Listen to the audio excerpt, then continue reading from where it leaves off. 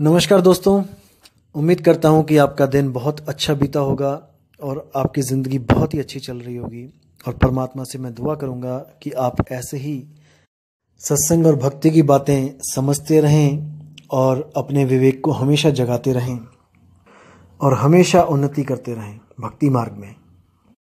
तो दोस्तों, मैंने कल एक ऑडियो बनाई थी कबीर साहब के नूरी तत्व के ऊपर, जो आप लोग ने काफ़ी देखी और उम्मीद करूंगा कि आपको पूरी बात समझ भी आ गई होगी कि कैसे हमें भ्रमित किया जा रहा है, हमें कैसे संतों से दूर किया जा रहा है, हमें कैसे कबीर साहब से दूर किया जा रहा है अपना अज्ञान सुना सुना के। क्योंकि दोस्तों, एक समय ऐसा भी होता है जब हम कोई भी झूठी बात को बार बार सुनते हैं तो हमें वो झूठी बात भी सच्ची लगने लग जाती है। हमें इन झूठी बातों से बच के रहना है दोस्तों। अगर हम इनको सुनते भी हैं तो हमने विवेक और विचार को कभी नहीं छोड़ना है। हमेशा विवेक की तलवार से अज्ञान को काट दो, तब तो आप हमेशा सुरक्षित रहोगे। नहीं तो दोस्तों, कोई ना कोई आपको लूट लेगा दोस्तों आपको। इसलिए हमेशा बच के रहो, हमेशा अपने विवेक को जगाए रखो।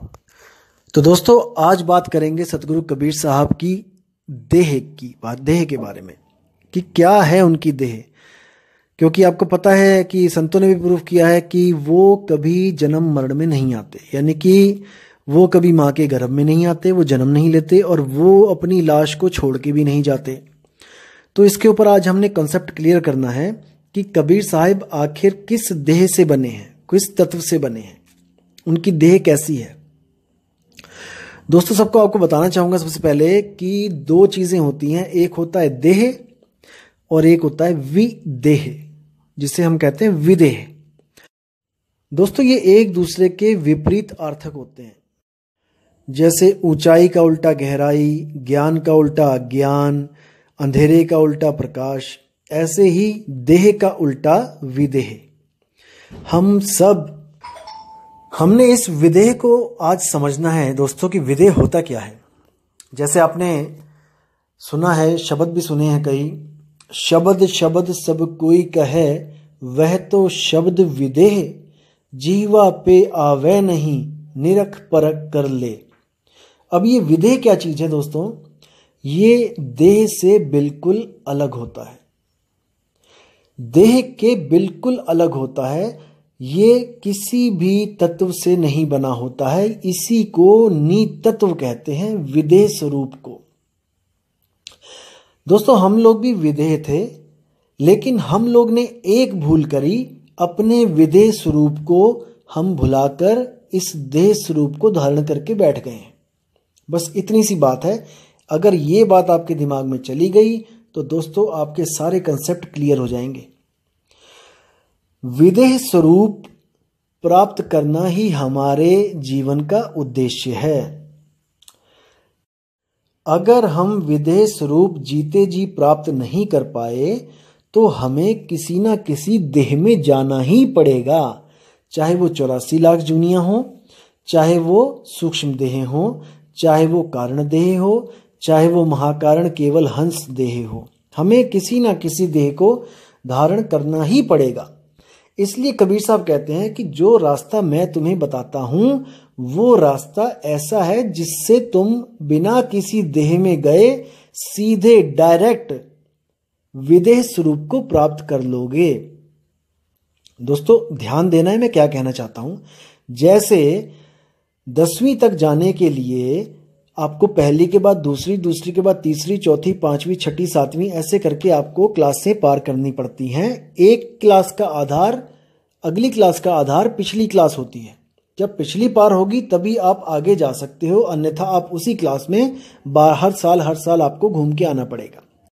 इसी प्रकार दोस्तों, जो शरीर होते हैं, शरीरों में भी जाने का आधार एक शरीर को त्याग के दूसरे शरीर में जाना होता है, तभी आप एक के बाद एक शरीर को प्राप्त कर सकते हो, सूक्ष्म से सूक्ष्म शरीरों को प्राप्त कर सकते हो। जैसे सबसे जो स्थूल शरीर है, ये सबसे बड़ा शरीर है जो आप देख सकते हो अपनी आंखों से। उसके बाद जो सूक्ष्म शरीर होता है उसमें आप चले जाते हो, इसको छोड़कर उसमें चले जाते हो। सूक्ष्म के बाद आप कारण शरीर में आपकी सुरती चली जाती है। उसके बाद कारण शरीर से आप महाकारण, फिर केवल, फिर हंस, फिर आगे से आगे जितनी भी देह होती हैं, आप एक देह को छोड़ के दूसरी देह में चले जाते हो, लेकिन भक्ति मार्ग में आपका आधार इन देहों को पार करने का ही होता है। यानी एक को छोड़ोगे तब दूसरी में जाओगे, तब तीसरी में जाओगे, तब चौथी में जाओगे। आप पहली से सीधे चौथी में नहीं जा सकते। ये प्रकृति का नियम ही ऐसा बनाया हुआ है कि आप बिना आधार के आप अगले शरीर को नहीं प्राप्त कर सकते। आपको पिछला क्रॉस करना ही पड़ेगा, तब आप आगे जाओगे। जैसे आप कन्याकुमारी से अगर आप कश्मीर जाना चाहते हो तो आपको एक एक शहर, जैसे कार से जाओगे तो एक एक शहर आपको जैसे ही छोड़ोगे उसकी बॉर्डर से पार करोगे तभी अगला शहर आएगा। तो ऐसे ही एक एक शहर करते करते करते आप कार से आप कश्मीर से कन्याकुमारी या कन्याकुमारी से कश्मीर पहुंच जाओगे। आप ऐसा नहीं हो सकता कि आप एक शहर छोड़ के एक पूरा स्टेट छोड़ के आप आगे सीधे किसी दूसरे स्टेट से स्टार्ट कर दो, ऐसा नहीं होगा। बाय रोड जाओगे तो आपको हर गांव हर शहर क्रॉस करना ही पड़ेगा। और हर भक्ति मार्ग इसी पे आधारित है। आपको किसी भी गुरु के पास जाओगे आपको ये करना ही पड़ेगा। स्थूल से सूक्ष्म, सूक्ष्म से कारण, कारण से महाकारण, केवल हंस, आपको ऐसे ही जाना पड़ेगा। लेकिन केवल कबीर साहब का एक ऐसा मार्ग है जिसको कहते हैं विहंगम योग। कबीर साहब अपनी वाणियों में भी बताते हैं कि शब्द विहंगम चाल हमारी, कहें कबीर सतगुरुदेव तारी, खुले कपाट शब्द झनकारी, पिंडी अंड के पार सो देश हमारा है, कर नैनो दीदार महल में प्यारा है। ये चेतावनी वाणी है दोस्तों। ये चेतावनी दे रहे हैं कि तुम इन शरीरों से गुजर के मत जाना, नहीं तो आगे सतलोक, अलख लोक, आगामी लोक, अकय लोक, इसमें फंस जाओगे आप। क्यों? क्योंकि आदि माया कीनी चतुराई, झूठी बाजी पिंड दिखाई, अवगति रचना रची अंडमाही, ताका प्रतिबिंब डाला है। ये जो माया है इसने प्रतिबिंब यानी कि परछाई, एक तरह से जैसे शीशे में हमें अपना प्रतिबिंब दिखाई देता है, शीशे के अंदर होता कोई नहीं है, आप ही को आप ही का प्रकाश दिखाई दे रहा है, आपको अपनी ही शक्ल दिखाई दे रही है। इस तरह माया ने भी एक प्रतिबिंब लगा रखा है वहां पर, जिसके पास आप जितना आगे से आगे जाते रहते हो प्रकाश उतना ही बढ़ता रहता है। जैसे दोस्तों आप अंधेरे में जा रहे हो और बहुत दूर आपको एक प्रकाश का बल्ब दिखाई दिया 100 वाट का, आपको दिख रहा है बल्ब, लेकिन आप तक उसकी रोशनी नहीं पहुंच रही है। लेकिन आप धीरे धीरे धीरे उसके पास जाने लगोगे तो धीरे धीरे उस बल्ब का प्रकाश बढ़ने लगेगा, और जैसे ही उस बल्ब के 1 फुट दूर तक जाओगे वहां पर अनंत प्रकाश होगा। यानी अंधेरे के मुकाबले में इतना प्रकाश होगा कि आपकी आंखें भी नहीं खुलेंगी, क्योंकि आप अंधेरे से एकदम रोशनी में आए हो। तो दोस्तों इसी प्रकार से माया ने एक ऐसा जाल बुन रखा है कि वहां से कोई बच के नहीं निकल सकता। इसलिए कबीर साहब ने वहां पे अपनी चाल ही बदल दी है। कबीर साहब ने बाकी चालों को मना कर दिया, मकड़ी की चाल, चींटी की चाल, मछली की चाल को मना कर दिया कि इन चालों से आपका कल्याण नहीं होगा। जो मैं आपको चाल दूंगा वो है विहंगम चाल। विहंगम चाल का मतलब ये नहीं कि कोई अज्ञानी आपको बताता है कि ये हमने नहीं बनना पक्षी, हमने क्यों उड़ जाना है यहां से वहां। नहीं दोस्तों, ये चाल है, ये सूरत की चाल है। अगर इस शरीर को त्यागना चाहते हो सही तरीके से कि दोबारा इन शरीरों में वापस ना आना पड़े, तो दोस्तों आपको विहंगम चाल के अलावा और कोई चाल नहीं बचा सकती। इसको ध्यान से दिमाग में इसको समझ के डाल लो अच्छी तरह, निकले ना ये गलती से भी। विहंगम चाल के अलावा आप नहीं बच सकते। जैसे इस पूरी धरती पर आग लग जाए, ये नष्ट हो जाए, तो दोस्तों केवल और केवल वही बच पाएगा जो आसमान में उड़ सकता है। नहीं तो हाथी से लेके वेल मच्छी तक, चींटी से लेके इंसान तक कोई नहीं बचेगा। केवल वही बच सकता है जो पक्षी की तरह उड़ना जानता है, क्योंकि पक्षी का आकाश घर है, पक्षी आकाश में भी रह सकता है। इसी प्रकार जो सूरत का असली घर है उसको हम शब्द बोलते हैं। अपने घर को छोड़कर वो इस 3 लोक के घर में जब आई, इसके बाद वो वापस नहीं जा पाई। इसीलिए ये 3 लोक ही बंधन का कारण है। शब्द से सूरत का अलग होना ही बंधन का कारण है। जब सूरत वापस अपने शब्द में लग जाएगी, उसके बाद वहां से उसको कोई नहीं हटा सकता।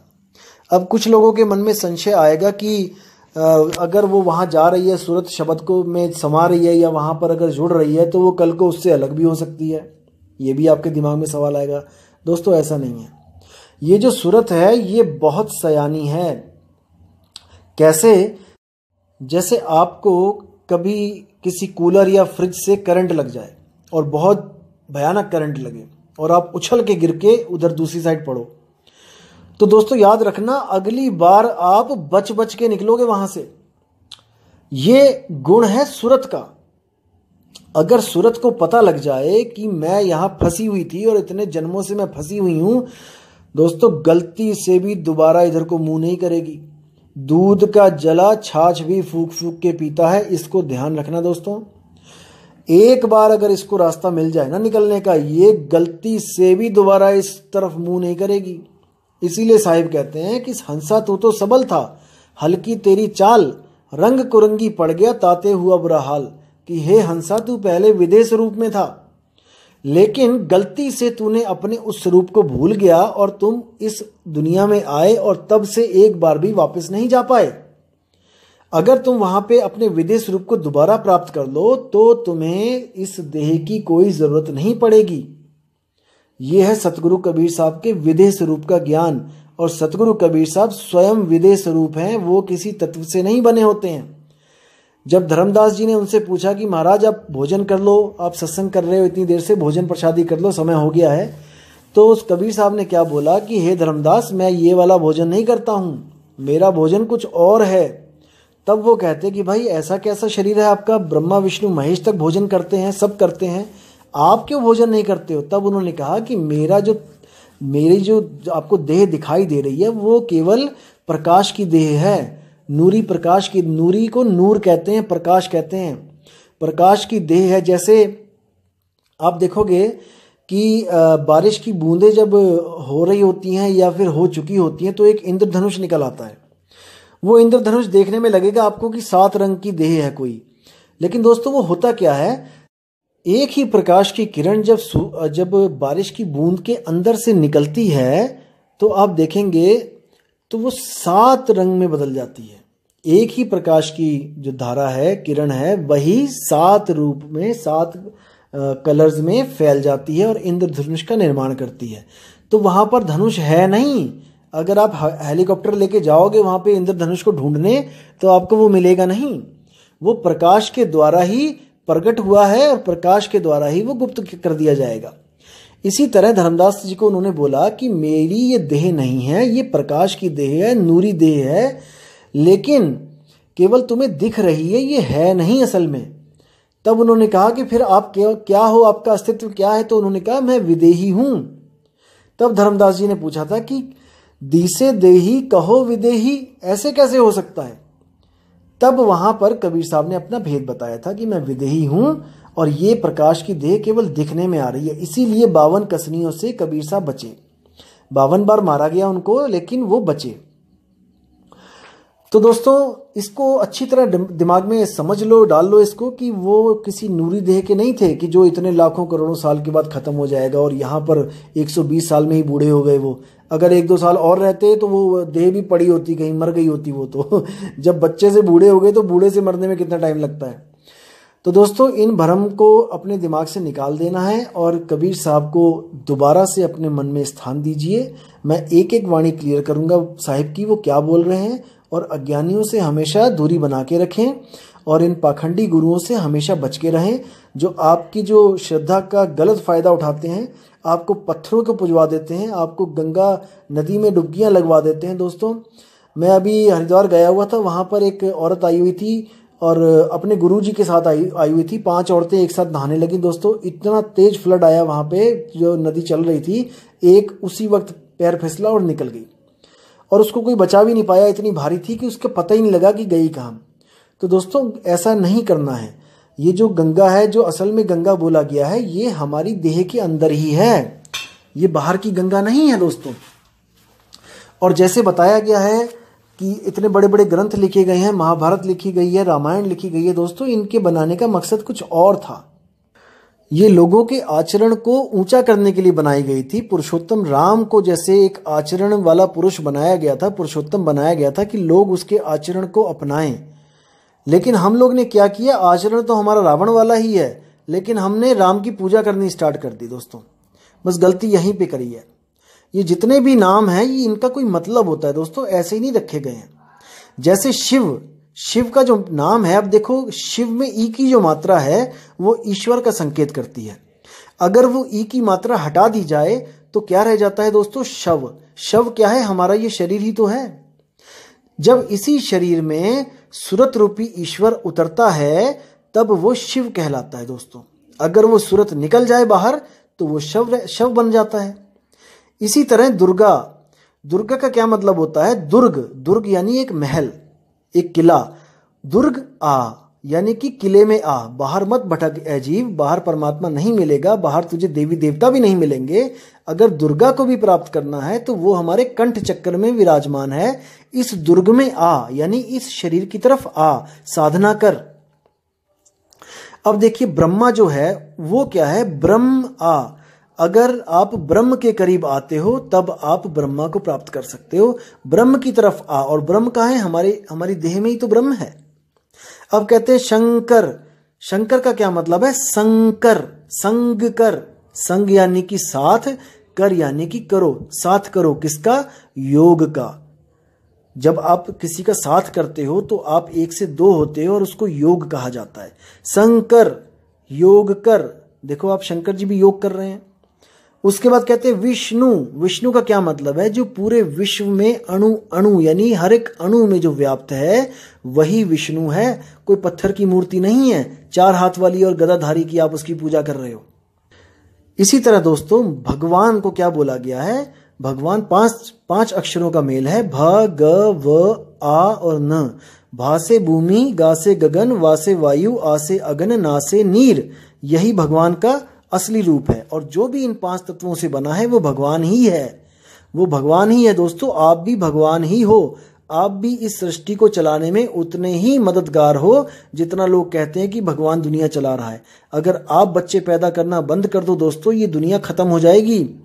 आप अपना अपना रोल निभा रहे हो। इंसान रूप में आप ही निरंजन हो और औरत के रूप में आप ही दुर्गा हो, आप ही महामाया हो। अब दोस्तों जो रामायण में जितने भी पात्र हैं उनका भी नाम इसी तरह बहुत बड़े अर्थ लेके बैठा है। जैसे जो राम है वो क्या है? रमता राम। जो इस शरीरों में रम रहा है वही राम है। जब वो राम आता है आपके पास तो सीता भी आती है। सीता का क्या मतलब है? शीत। शीत यानी ठंड, यानी ठंडक। जब वो राम आता है तो आपका कलेजा ठंडा हो जाता है, आपको संतुष्टि आती है।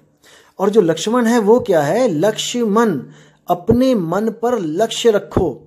जब आप देखोगे लक्ष्मण हमेशा तीर कमान लेके सोया तक नहीं, बस वो चक्कर काटता था, पहरा देता था। इसी तरह हमने भी अपने अपने मन पे पहरा लगाना है। लक्ष्मण। हमारा जो लक्ष्य होना चाहिए वो मन को रोकना होना चाहिए, मन को मारना होना चाहिए। जैसे हम निशानों पे लक्ष्य लगाते हैं। अब आगे क्या है? दशरथ यानी कि 10 इंद्रियों के जो रथ पे सवार है वो ही दशरथ है, जो कि बार बार दुख में वियोग में मर रहा है राम के। यानी रमता राम जब तक आपको नहीं मिल रहा है, आपका जो जीव है वो बार बार जन्म और मरण में पड़ा हुआ है और इन 10 इंद्रियों के बस में है।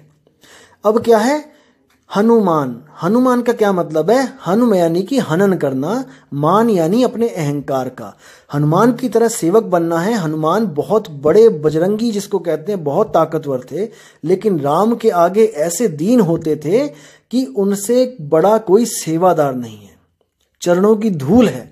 तो अपने अहंकार का हनन करना है हमने और गुरु के चरणों में हमने हनुमान की तरह अपने आप को पेश करना है, निछावर कर देना है।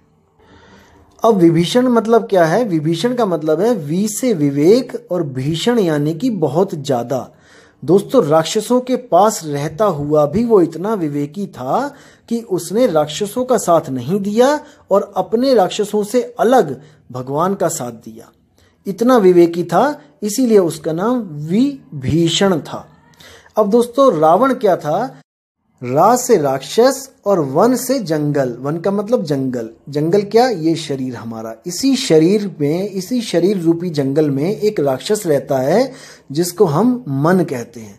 रावण ही मन है।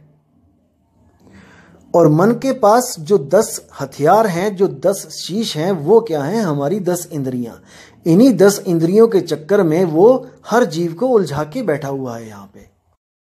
अब दोस्तों कुंभकर्ण क्या है? कुंभकर्ण का मतलब है जब ये लोग अपने गुरुओं के पास थे बचपन में तो इनको जो विद्याएं सिखाई गई, कुंभक रेचक पूरक योग सिखाया गया, उन्हीं योगों को ये करते रहे और बार बार जन्म मरण में आते रहे।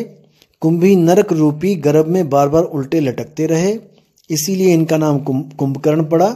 और जो मेघनाद है वो क्या है? वो है मेघों का नाद, यानी कि मेघ यानी बादल और उसकी जो गर्जना है उसको नाद कहते हैं। तो इसी मेघनाद को अनहद नाद बोला गया है। और जो योगी साधु हैं वो मेघनाद यानी कि अनहद नाद में उलझे हुए हैं और लोगों को भी उलझाते हैं, लेकिन इन सबको राक्षसों की कैटेगरी में रखा गया। हालांकि ये बहुत उच्च कोटि के ब्राह्मण यानी कि ये भी योगी थे। तो ऐसे भी योग हैं जो आपको लगेगा कि हमें गुरु भक्ति करवा रहा है, लेकिन वो भक्ति आपका नाश करने के लिए बनाई गई है। इसी प्रकार दोस्तों गीता में भी ये बताया गया है, 7वें अध्याय का 4था जब श्लोक आप पढ़ोगे तो उसमें साफ लिखा है कि पृथ्वी जल अग्नि वायु आकाश, ये तो हो गए 5 तत्व, और मन बुद्धि तथा अहंकार, ये 8 प्रकार से विभक्त मेरी भिन्ना प्रकृतियां हैं।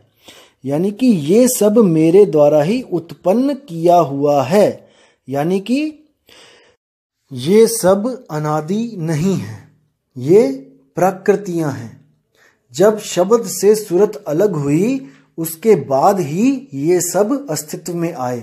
इनको प्रकृतियां क्यों बोला जाता है? क्योंकि प्रकृति का मतलब है पर आकृति, यानी कि पराई आकृति, पराया स्वरूप, मेरा नहीं, यानी कि मैं इन 8 से सर्वथा भिन्न हूं।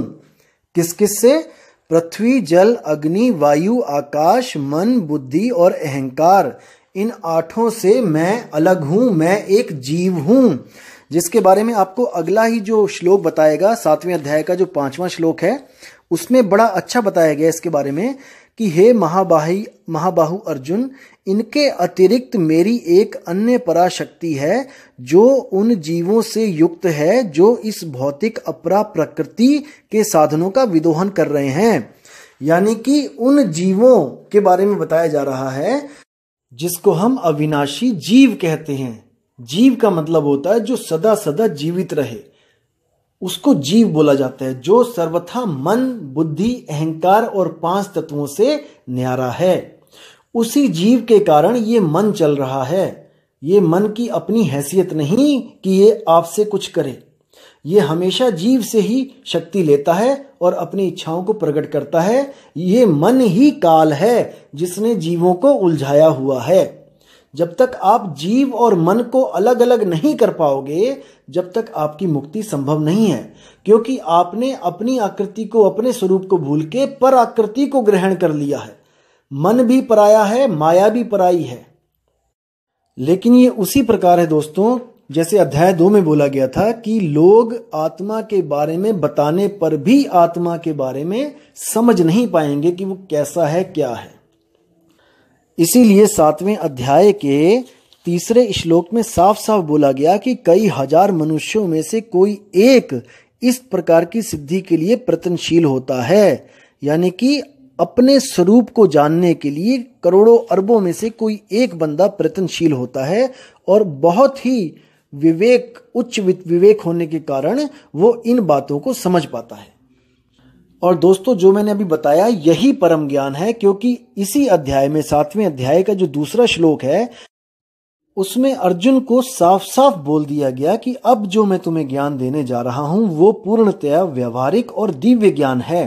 इसे जान लेने पर तुम्हें कुछ और जानने के लिए शेष नहीं रह जाता। तो दोस्तों यही मैं बोलना चाहता हूं कि अगर आपने इन 8 प्रकृतियों से यानी पर आकृतियों से, पर स्वरूप से अपना पीछा छुड़वा लिया और अपने निज स्वरूप को प्राप्त कर लिया, इसके अलावा और इस दुनिया में कोई भी ज्ञान शेष नहीं रह जाता। जो कृष्ण ने बोला है वही सेम मैं बोलना चाहूंगा यहाँ पे, लेकिन कृष्ण जी ने वो दिव्य ज्ञान दिया नहीं। जो विधियां बताई हैं वो योग से रिलेटेड बताई हैं, इस शारीरिक योग के रिलेटेड बताई हैं, शरीर को कष्ट देने की विधियां बताई हैं। तो दोस्तों इसीलिए हमें एक परम गुरु की जरूरत पड़ती है। जैसे गीता में भी बोला गया है, हे अर्जुन तुम इस दिव्य ज्ञान को प्राप्त करने के लिए ऐसे गुरु के पास जाओ जिसने अपने स्वरूप को प्राप्त कर लिया हो, जो स्वरूप सिद्ध गुरु हो। अध्याय 4 और श्लोक 34वां इसी गुरु की तरफ इशारा करता है। दोस्तों, आप गीता उठाइए और देखिए, उसमें साफ लिखा है। और देखिए अध्याय 3 का 17वां श्लोक, उसमें भी साफ साफ लिखा है कि जो व्यक्ति आत्मा में ही आनंद लेता है, यानी अपने आत्म स्वरूप में आनंद लेता है, अपने आप को मन नहीं समझता है, मन माया से अपने आप को परे समझता है, जिसका जीवन आत्म साक्षात्कार युक्त है, जो अपने ही आत्मा में पूर्ण संतुष्ट रहता है, उसके लिए कुछ करणीय कर्तव्य नहीं होता। उसको कोई पूजा पाठ, उसको कोई नित्य नेम, उसको कोई यज्ञ या फिर कोई तीर्थ व्रत पूजा कुछ करने की जरूरत नहीं होती है। अगले ही श्लोक में क्या लिखा है दोस्तों, 18वें में, उसमें लिखा है कि स्वरूप सिद्ध व्यक्ति के लिए ना तो अपने नियत कर्मों को करने की आवश्यकता रह जाती है, यानी जो आप पूजा पाठ कर रहे हो, कुछ भी कर रहे हो, अब इसकी कोई ना तो आवश्यकता रह जाती है, ना ऐसा कर्म करने का कोई कारण रह जाता है, यानी कि अब इसको करने का कारण भी कोई नहीं है, क्योंकि आपको ये सब करने के बाद जो प्राप्ति होनी थी, जिसके लिए आप ये सब कर रहे थे, वो आपको स्वरूप सिद्धता में ही सब कुछ मिल गया। हाथी के पांव में सबका पांव, यानी कि हाथी के पैर का इतना बड़ा साइज होता है कि उसमें सबके पांव समा जाते हैं। तो इसलिए आपको कुछ करने की जरूरत नहीं है। और उस स्वरूप को पाने के बाद क्या होगा, वो आगे क्या लिखा है, उसे किसी अन्य जीव पर निर्भर रहने की आवश्यकता भी नहीं रह जाती है, यानी कि उसे अब कोई नहीं चाहिए। जैसे मैंने बताया था कि गुरु से तैराकी सीख ली बच्चे ने, अब उस नदी में वो अकेला ही छलांगे मारेगा, अकेला ही नदी को पार कर लेगा। अब उसे किसी भी जीव की जरूरत नहीं है, ना उसे किसी भगवान की जरूरत है। अब वो स्वयं से ही स्वरूप सिद्ध हो चुका है और जहां से बिछुड़ा था वहां पे जाके वो मिल चुका है। अब उसे किसी की जरूरत नहीं है। तो दोस्तों, अब सत्संग को यहीं विश्राम दूंगा और आपको बताना चाहूंगा कि परसों एक मेल आई थी मुझे और भाई ने बहुत ही सुंदर सवाल पूछा था कि आप कबीर कबीर करते हो, नानक नानक करते हो, अगर आप किसी अमेरिकन को या फिर किसी और कंट्री के बंदे को अगर आप समझाओगे तो वो तो कबीर और नानक को फॉलो ही नहीं करते हैं, तो आपका ज्ञान उनके लिए यूजलेस है, आपका कबीर और नानक उनके लिए यूजलेस है। तो मैं अगली ऑडियो बनाऊंगा उस स्पेशल भाई के लिए और इससे आप लोग के भी कई सवालों के जवाब आपको मिलेंगे कि हम अगर बाहर के किसी देश वालों को समझाएंगे तो हम कैसे समझाएंगे, हम कैसे उनको विश्वास दिलाएंगे कि आप जीसस को छोड़ के कबीर को अपना लो। कहने का मतलब यह है कि लोग तो यही सोचेंगे कि हम जीसस को छुड़वा के कबीर को अपनाने की बात करेंगे, लेकिन ऐसा बिल्कुल नहीं है दोस्तों। अंग्रेज भी आएंगे, अंग्रेज भी इस ज्ञान को समझेंगे और इसको अपनाएंगे भी, लेकिन बिना अपना धर्म चेंज किए, बिना जीसस को अपने से अलग किए। क्योंकि ये जो ज्ञान है ये केवल कबीर और नानक जी के आधार पे नहीं है, इसका आधार कुछ और है और वो मैं आपको बहुत जल्दी बताऊंगा दोस्तों। तो अब मैं आपसे विदा चाहूंगा और मैं उम्मीद करता हूं कि कबीर साहब के जो देह स्वरूप, जिसको भ्रमित है जो लोग कि वो देह हैं, वो भ्रम उनके दिमाग से निकल चुका होगा। तो जरूर आप मुझे कमेंट करके बताएं कि आपको क्या समझ में आया, क्या आप संतुष्ट हैं। अगर नहीं संतुष्ट है तो मैं एक और ऑडियो बहुत जल्दी बनाऊंगा और प्रमाण के साथ आपको मैं सत्य और असत्य में निर्णय करना सिखाऊंगा। तो दोस्तों, उम्मीद करता हूं आपको ये सब बहुत अच्छा लग रहा होगा और मुझे आज्ञा दीजिए। जय गुरु बंदी छोड़ साहेब, कबीर साहिब की जय हो। जय गुरु बंदी छोड़ मदन साहिब की जय हो। जय गुरु बंदी छोड़ वैराग साहिब की जय हो। सभी संतों की जय हो। साहिब बंदगी सतनाम। नमस्कार दोस्तों, उम्मीद करता हूं कि आपका दिन बहुत